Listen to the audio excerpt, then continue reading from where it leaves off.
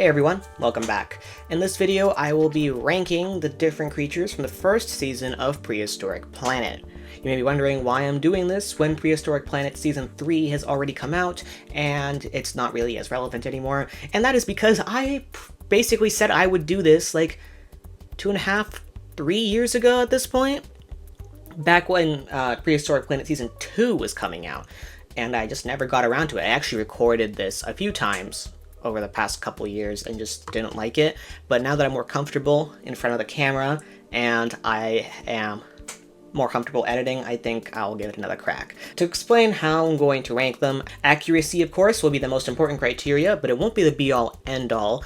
How aesthetically pleasing the design itself is and how cohesive they were, and really what it tells me about the animal, because a lot of these animals I don't know that much about, and because I am kind of a try-hard in this aspect, I told myself I am not going to go down a research rabbit hole on like 50 creature designs for this video. So I am just going to go off of what I've heard, stuff I remember, and things that the show taught me, and that will be reflected within the rankings of the designs. And I'm also not going to include babies because there's a lot of those, with two exceptions, which you'll see in this video. And I'm going to do this in order of appearance. So, first up, we've got Hank, Tyrannosaurus Rex. Now, this T-Rex is amazing. I love it. While the color scheme isn't exactly flashy, the patterning makes it quite striking.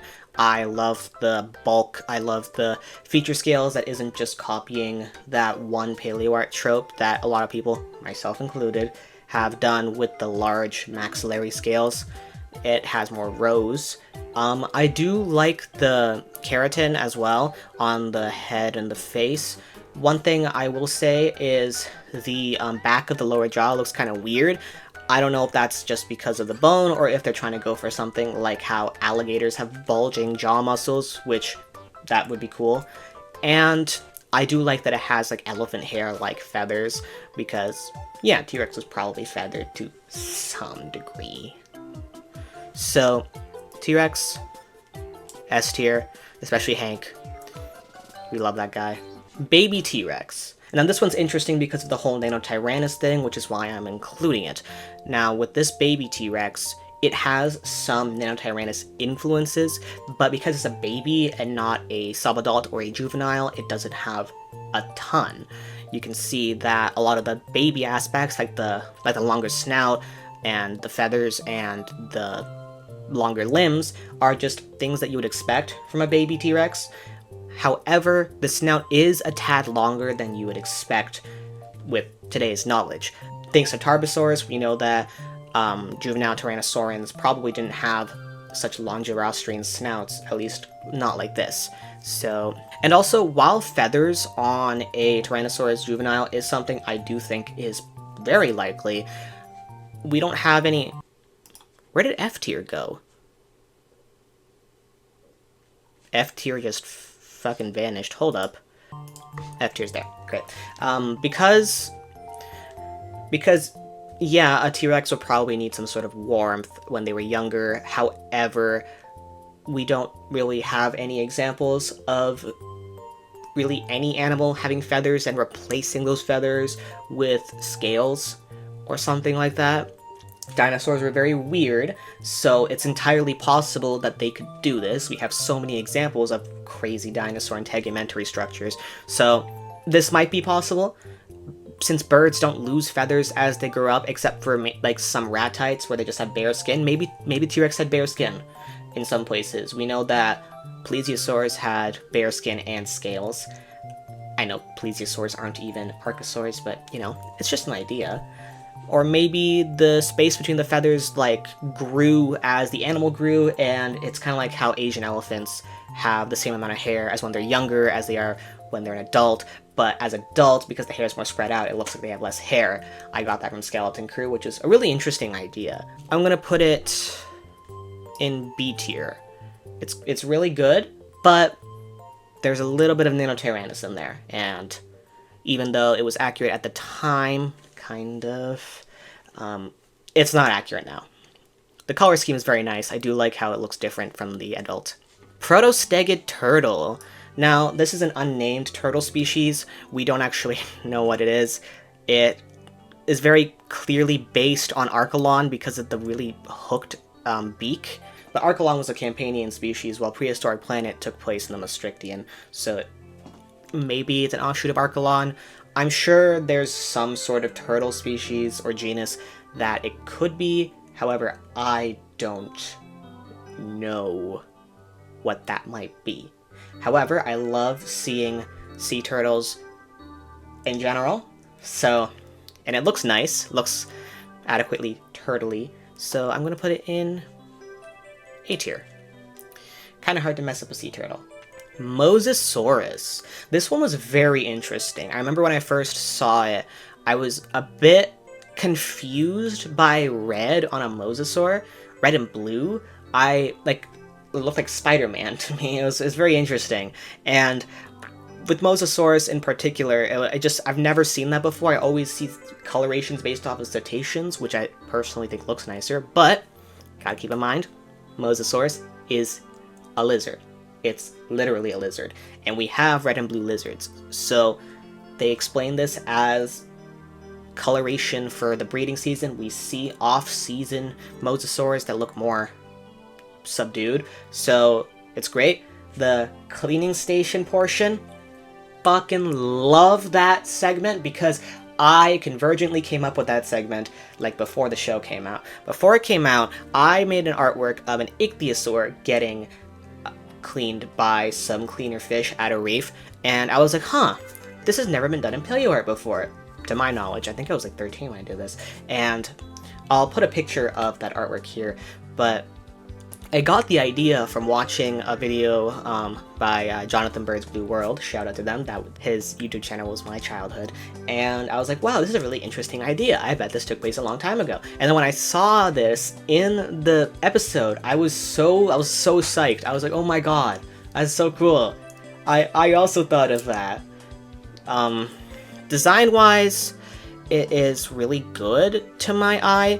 I know there were some, nitpicks from when I watched, I think it was Edge's video on on the accuracy of the Mosasaurus back when this show was coming out. One thing I will say is that it's too bulky. Mosasaurs have been getting the whale treatment where they just look like reptilian whales. When they were lizards, their closest relatives literally might have been snakes, so they should not be this rotund. Originally, I did put this in S tier, but because it's kind of too robust, I'm gonna put it in A tier, behind the Archelon, because the Archelon doesn't have any problems besides temporal shenanigans. Tetradraco. Now, these next few pterosaurs are all from those Maddigan phosphate mines, and they're all super fragmentary, so they're all based on other pterosaurs that relate to them. And as you can see with Tetradraco, it looks like a reskinned Pteranodon, and I'm pretty sure that's accurate. Actually, its Pteranodonted status is questioned, so maybe it's not accurate. I like the color scheme, and I'm glad to see a Pteranodonted in the Maastrichtian, because you don't normally see those. It is pretty dang solid, so I'm going to put it at the top of A tier. I'm just going to note right here that I'm going to go back to the rankings after I put everything on there and shuffle things around a bit. I just realized that since so many of the designs are going to be solid, A and S tier are just going to be packed. Alcyone. Now, Alcyone we don't see too much in the Season 1. We see it more in Season 2, like where this screen grab is from. But I'm talking about the adults, by the way. We'll talk about the babies later. The adults, again, super fragmentary. They're a nyctosaurid, and they aren't given any sort of Nyctosaurus-like head crest, so they're not as elaborate, but I do like the color scheme. It's just very clean, and I don't know, there's just some beauty in its simplicity. So, based on what little I know about it, I'm gonna put it in.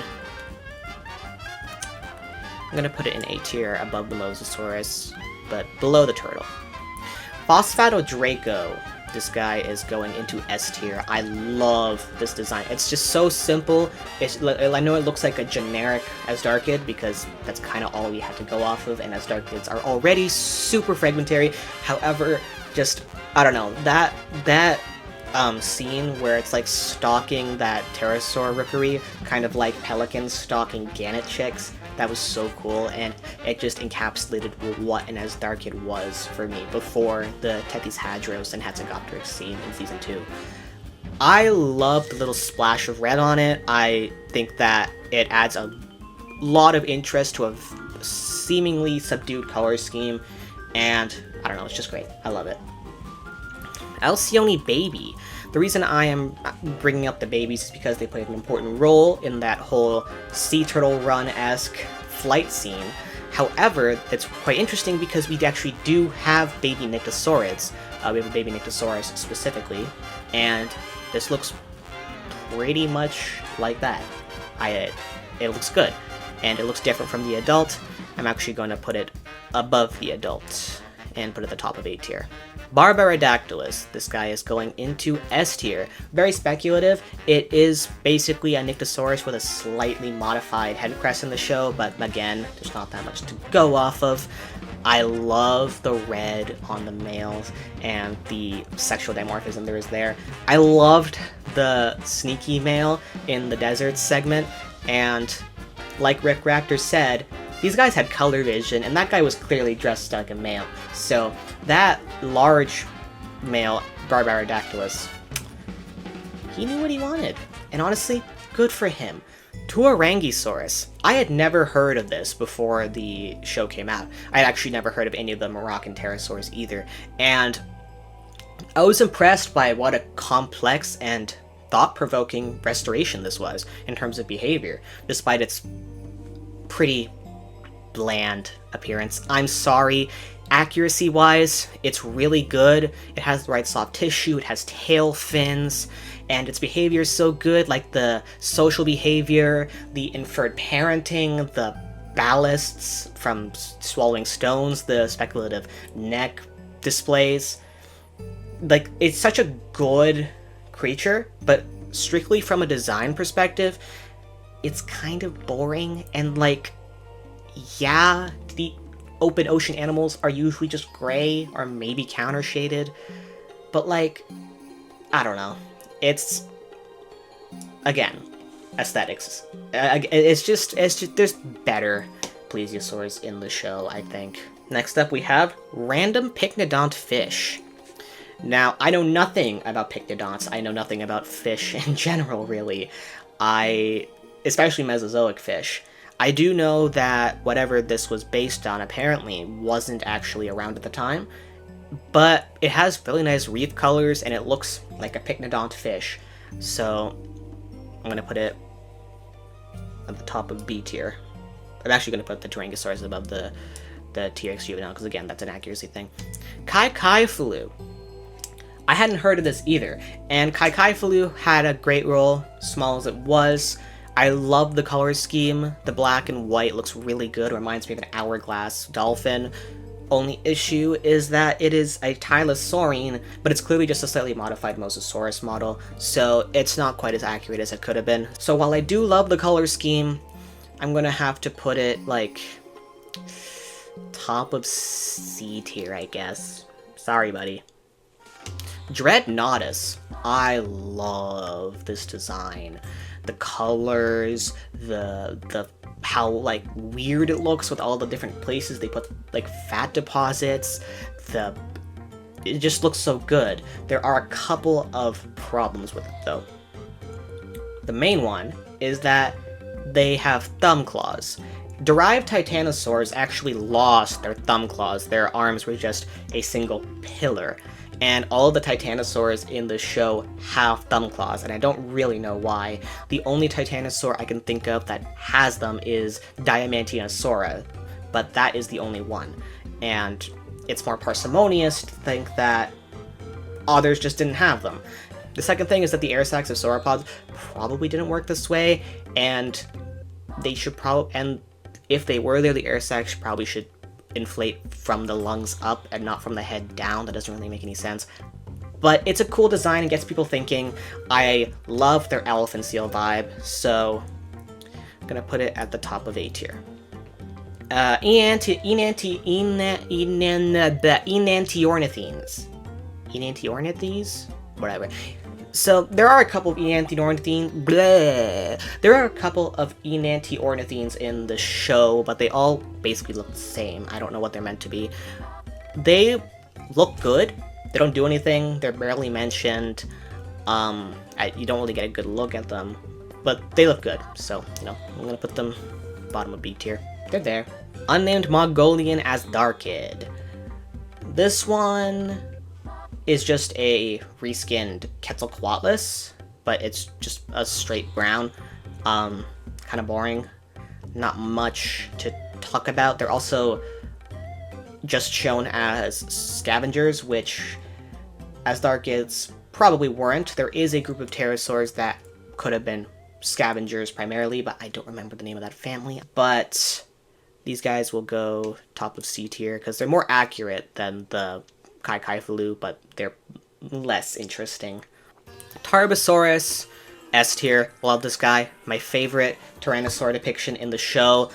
I love the color scheme. I love that they didn't do that thing where they make the Tarbosaurus' head really narrow compared to a T-Rex's, because that is a Paleoart meme, I think, based off of an incorrect reconstruction. It looks amazing. It looks really good. It looks like a predator without actually doing much. Like, we see it sleeping, we see it drinking, and we don't even see the hunt when it hunts those Megasaurus. Although I do wish we saw that, because we never get scenes of Tyrannosaurus hunting sauropods. But I loved it. Best Tyrannosaur. Look at his little face. Velociraptor, instant S tier, putting it right under the Tarbosaurus. This is when I knew, when I saw that trailer, that's when I knew that this show meant business, because that was the best Velociraptor I have ever seen. Just so good. There's sexual dimorphism, but it's subtle. It looks exactly like a bird of prey. It looks fierce and threatening while also being kind of cute and also being really small. All the best attributes, and it has some of the best CGI in the show too, especially when they're hunting the lizards. It looks incredible. Not much else to say. Mononychus, also an S tier animal. Alvarezsaurids are so underrated. I love that we got a whole segment dedicated to one. We got to see its peculiar single claw. We got to see its speculative facial disc based on the workings of their internal ear. They made it look a lot like a barn owl, and barn owls are so cool looking. They might be my favorite owls. I mean, I say that, but I've changed favorite owls a lot. Just like I changed pretty much every favorite animal, except for red-eyed tree frogs. Those are my favorite animal. Barsboldia. Barsboldia is a very fragmentary hadrosaur. We only have parts of the sacrum and other like vertebral elements, I think. And the show depicts it just like a slightly higher spined Edmontosaurus, which is fine for what it is. It looks nice. I really like the reticulated patterning on it, but it doesn't really do much. It kind of just walks for a bit, and then the water shows up. So I will put you top of B tier, because a bit, like, I don't know, could have changed the Edmontosaurus a bit more, right? Mongolian Titan. This is based on footprints, and I don't know what to say. They're said to be the largest animals of the time, and I know that dating for the Demegg formation is all over the place, but they look great. Size, scrutiny otherwise, because, you know, footprints can be expanded over millions of years, so, but like the color scheme looks great. They have such a presence to them, almost as much of a presence as the Dreadnoughtus without doing nearly as much. And they look good, but again, they have thumb claws. I don't know why. Hold on, I'm gonna put them here. I'm also gonna move the Tyrannosaurus to the top of B tier, because I can't justify putting it lower. Therizinosaurus. Now, Therizinosaurus we don't really get a good look of besides the one part of deserts where it's just in full frame. And it's kind of smart because of how little we know about the animal. It looks really good. It doesn't look nearly as over the top as a lot of depictions of Therizinosaurus tend to be. I don't know if I buy it being fully fuzzy just because of how hot the Mega Formation must have been. I will say, though, that there are some feathers, I'm pretty sure emu feathers specifically cool them off, so it's possible. However, the color scheme's also great. I'm gonna put this guy... I want to put this guy under the Alcyone, because they don't do that much. Although seeing honey-producing bees in the Prehistoric Planet episode was really cool. Cacernosaurus. Now, Cacernosaurus is a bit of an interesting animal, another one I had never heard of before, and I really liked the segment it was in. I loved seeing a gypsum desert, which I didn't even know was a thing, and seeing them, like, trying to survive, getting to the shore. It was really cool. The male's design I didn't like as much. I didn't really like the green and yellow. I like the female's designs a lot more, and I have heard that this is supposed to be Koalasaurus. I don't know if that's because there were some taxonomic shenanigans, but from what I can see, it looks really good. I'm gonna put it above the Tetradraco. I'm actually gonna move the Tetradraco down here, because, you know, and the Alcyone down here. Spread things out a bit. Deinocheirus, S tier. I love my ducky boy. He's so cool. I love him, I love him, I love him, I love him, I love him, I love him, I love him. I love Deinocheirus. It's great. One of my favorite dinosaurs. Watch your Dinosaurs Are Wrong's video on it. It's so good. The only thing I will say that I don't like about it is how woolly it is. It just looks like it's burning up. I know it's in water, but, like, I would expect less plumage on a Deinocheirus, or maybe a bare head and neck like the PNSO version. The PNSO Deinocheirus is what I think Deinocheirus looked like, basically. But that's more of a personal preference. Quetzalcoatlus. No clue why it showed up in, like, South Africa during that episode, but it looks pretty much perfect. It has to be basically just a scaled up Quetzalcoatlus lawsony, because Quetzalcoatlus northropi, which is the giant species, is really fragmentary. But Quetzalcoatlus lawsoni might not even be a species of Quetzalcoatlus anymore, so how accurate this is up in the air. That being said, for what we can think of right now, it looks basically perfect. I don't really have any notes, except for the fact that the color scheme, while it's not bad, it actually looks quite nice. It's not as good as the others in the show, especially the other pterosaurs, so I'm going to put it in A tier, above the turtle. Mashikasaurus, Noasaurids, yes! Isn't it funny that I said I was doing a research on Noasaurids last time I was in this sort of camera angle, and I still haven't made progress on that video because I switched gears to other stuff?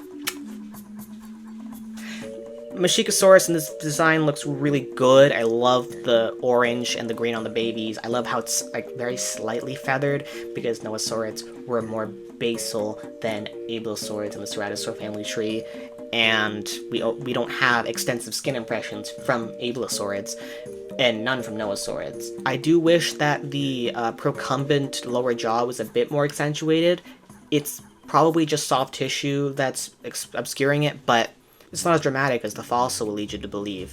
Is it more realistic that way? Maybe, but it might also, you know, be overdoing it. So I'll put this guy in A tier below Cacernosaurus. Beelzebufo, S tier. Love this guy. Reminded me so much of an African bullfrog. I love that it's not just another Argentine horned frog knockoff again. Like, seriously, people love turning Beelzebufo into an Argentine horned frog, and I don't know why. I like that it's something different, and the color scheme is very nice, and frogs are my favorite animals. So, you know, gotta include my bias there.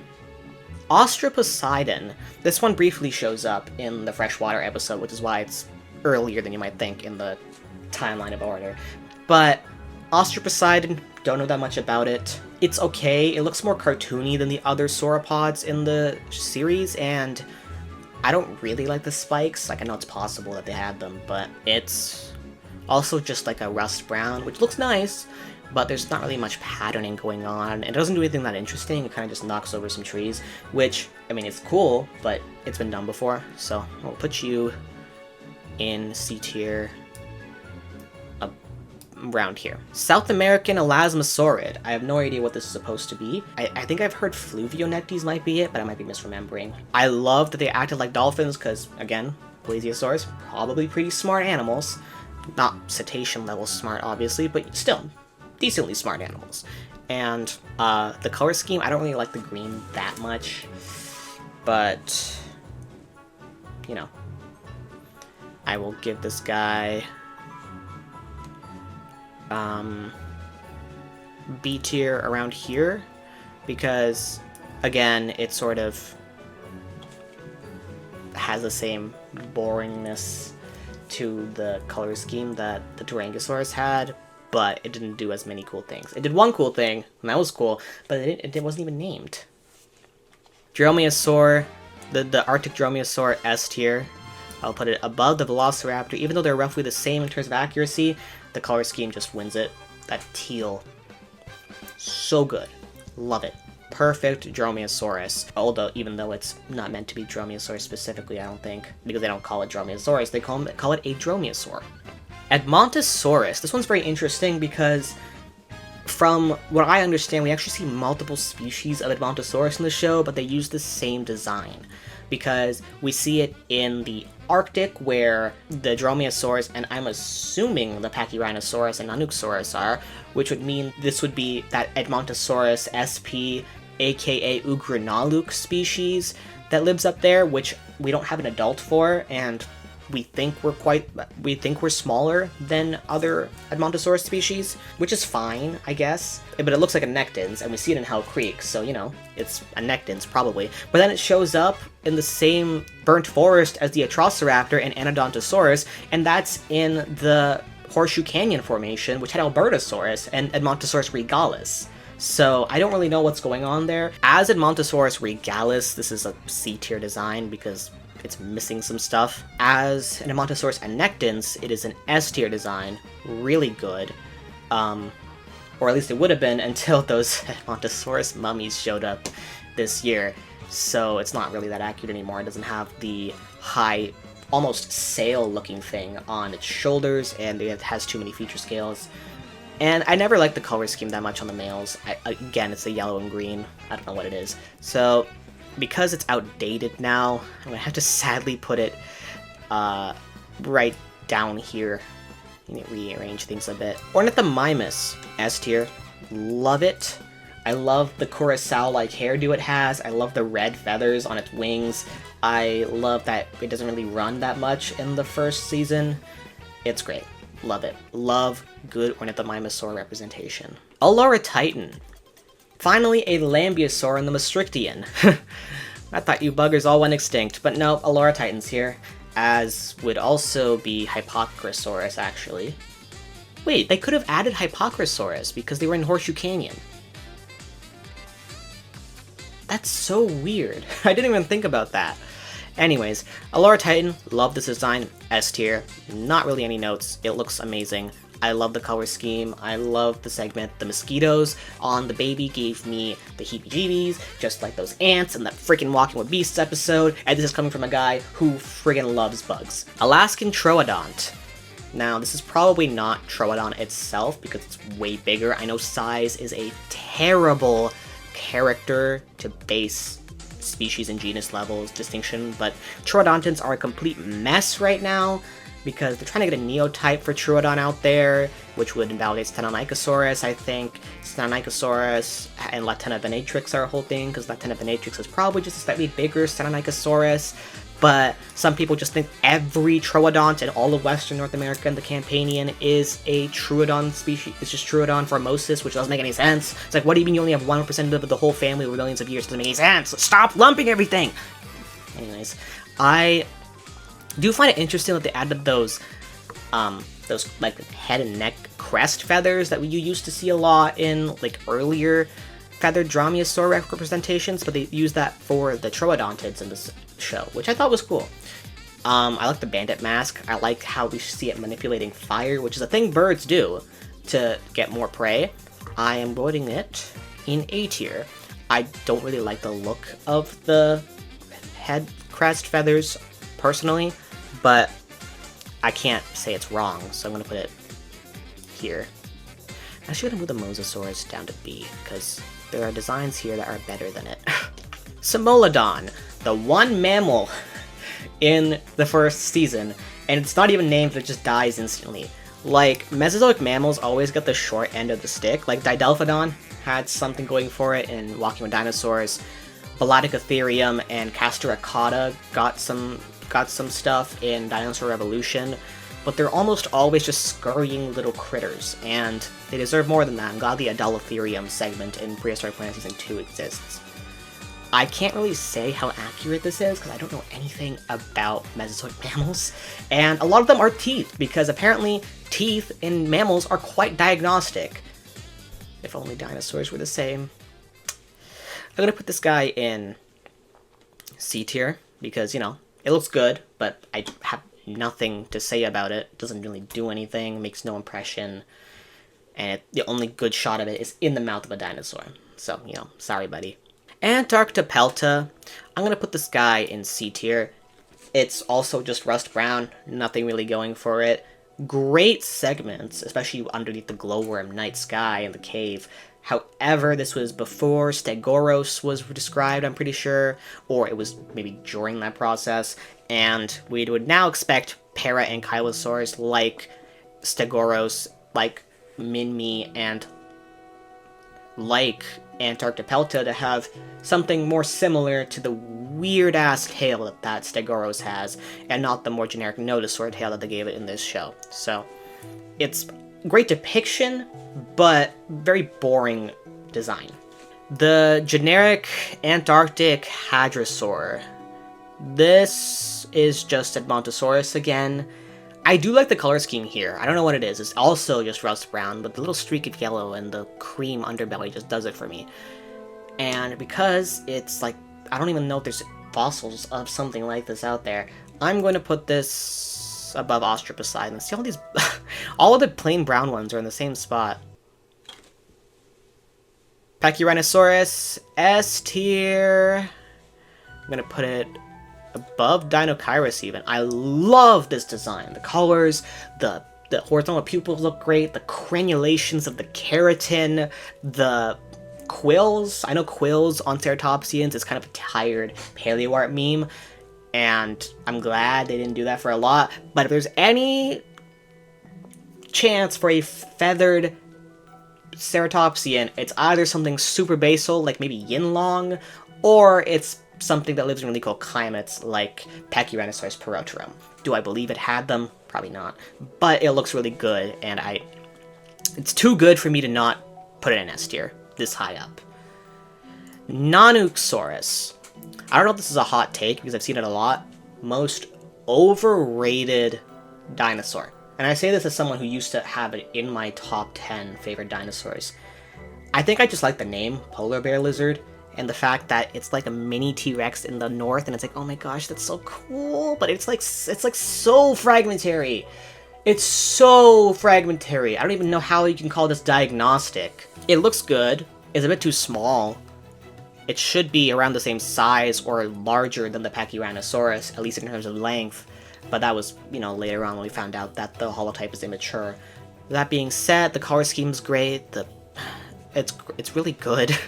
So I'm gonna have to put it in A tier, but I'll put it at the bottom of A tier because Eutyrannus should get all of the love that Nanuqsaurus gets because highly complete, highly unique, feathered, lived in cold climates, maybe even lived in groups. We found a family of them. It's like, I don't know, man. Triceratops, instant S tier. I'm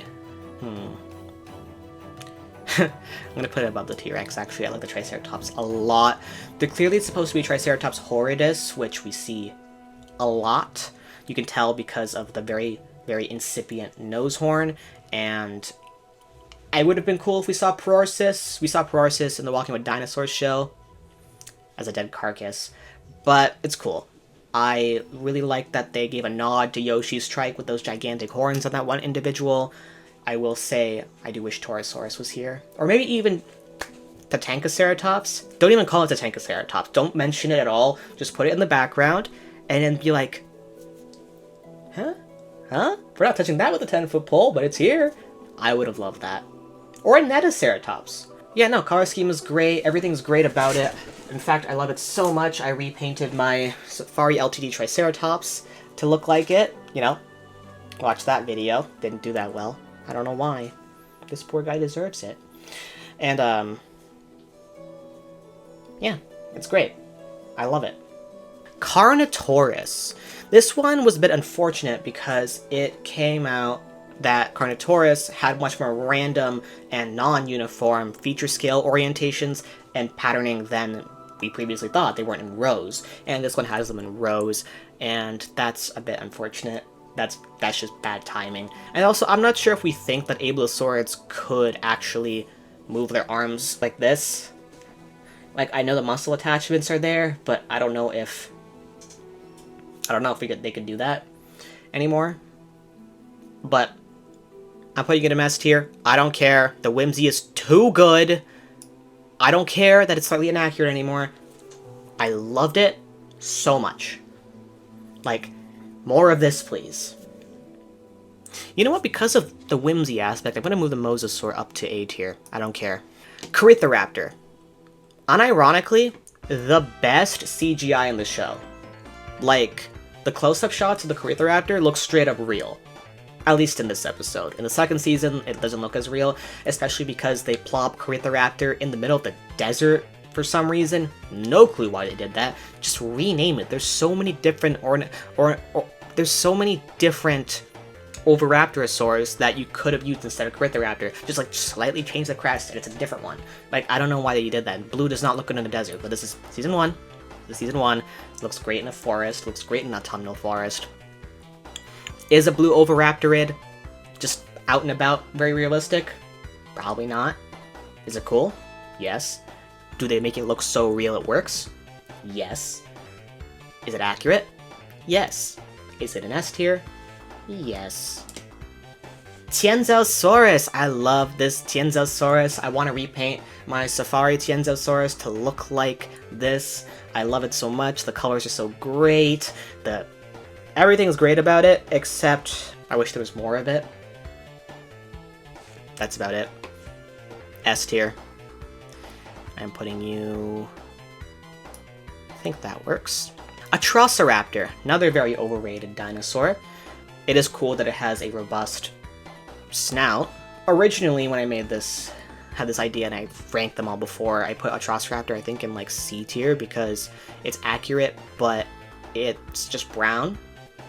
But it looks like a capybara, and I love that. It looks like a little dromaeosaurid capybara giving itself a little smoke bath to get rid of parasites, and because of just that, it is going at the top of A tier. If you think that's weird, I don't care. Anodontosaurus, the other Horseshoe Canyon resident. It looks like emeralds. It's so pretty. And Anodontosaurus, one of the best Ankylosaurs. Like, the point is, it looks great. Does it have the proper Caputoguli? I don't know. I'm not crazy enough to check. People can figure that out on their own. However, S tier. Surprised we didn't get Ankylosaurus itself in the show, but Anodontosaurus is cooler. So. Now, there's this unnamed sleeping Mongolian sauropod that is very clearly just the Austroposeidon again. However, I've seen some things online about how it might be a Pisticellacavia because it's not the Nemegtosaurus, and it's not the Mongolian Titan. And it's like, sure. You know what? Sure. I don't... like, I guess it kind of has to be. It does nothing, and it's just like... yeah. Zalmoxes, that goes into S tier. Actually, no.